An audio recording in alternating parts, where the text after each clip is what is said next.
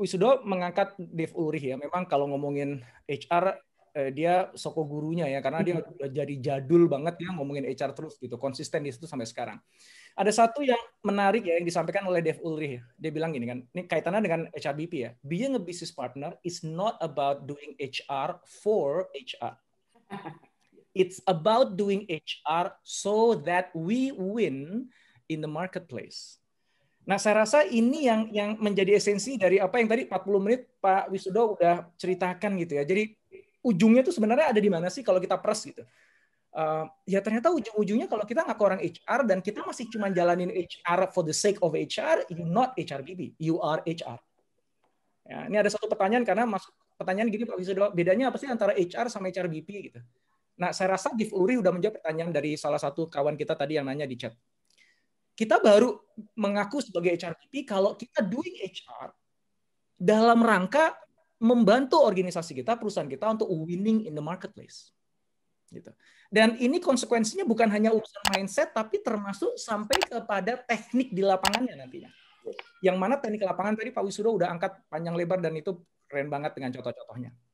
So let's focus di kata-kata win in the marketplace.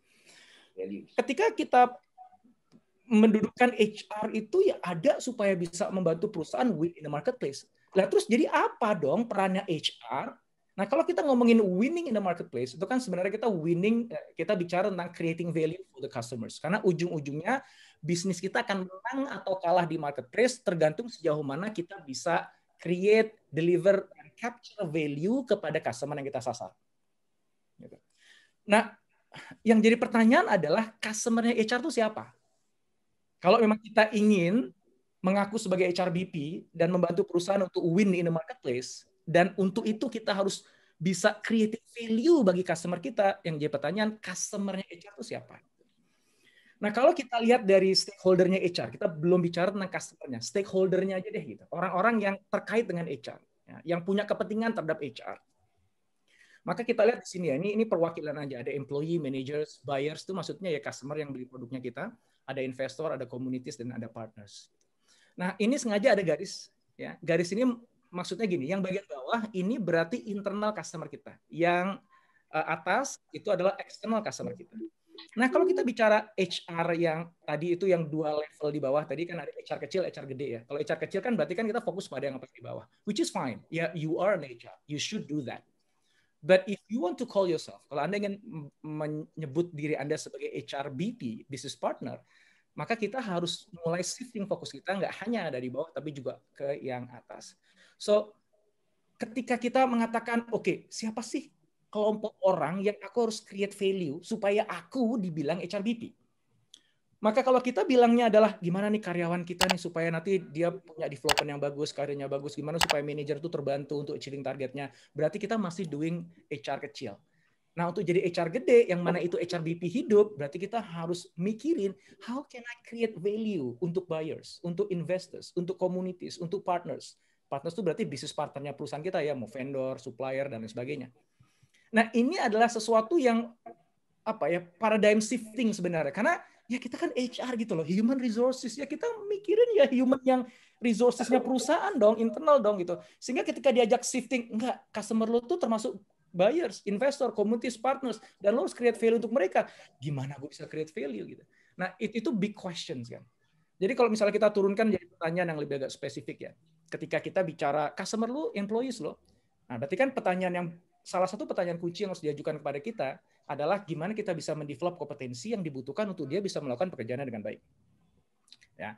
Kalau customer kita adalah manager, ya gimana kita bisa support itu manager supaya dia nanti bisa achieve targetnya dia. Kalau customer kita buyer, nah sebagai orang HRBP kita harus mengajukan pertanyaan ini, bagaimana kita bisa mendeliver the highest value untuk orang yang beli produk kita. Nah sekali lagi ini agak sedikit counterintuitif karena loh kan gue nggak buat produknya, gue nggak ngejual produknya, bahkan gue nggak ketemu customer-nya kok gitu. So how can I possibly have anything to do in creating value to the customers? Nah, gitu. So ini agak counterintuitif. Itu sebabnya HRBP itu seringkali saya yakin banyak teman-teman yang udah dengar HRBP bahkan menduduki jabatan HRBP, tapi mungkin belum sepenuhnya oleh perusahaan didudukkan sebagai HRBP yang sebenarnya, the true HRBP gitu. Maka pertanyaan kita kan, are we there yet? Itu sebenarnya sudah sejauh mana sih kita dalam spektrum itu benar-benar jadi true HRBP gitu. Ya. Kemudian kalau kita bicara partners, gimana caranya kita bisa menjadi counterpart yang diandalkan untuk partner kita? HR juga mikirin begitu. Kepada investor bahkan, ini jauh banget nih investor. Gimana kita bisa membuat kepercayaan investor pada perusahaan kita? Alah, ini kan kerjaan CEO. Gitu. Ya. Kepada komunitas, gimana kita bisa membangun reputasi positif di komunitas di mana kita berada. So again, HRBP akhirnya ngajak si pelakunya untuk bermain di level yang jauh lebih strategik. Dia nggak lepas dari root-nya, yaitu memang urusan employee dan manager. Tapi arena bermainnya jadi lebih luas. Value yang harus dia create jadi lebih luas gitu.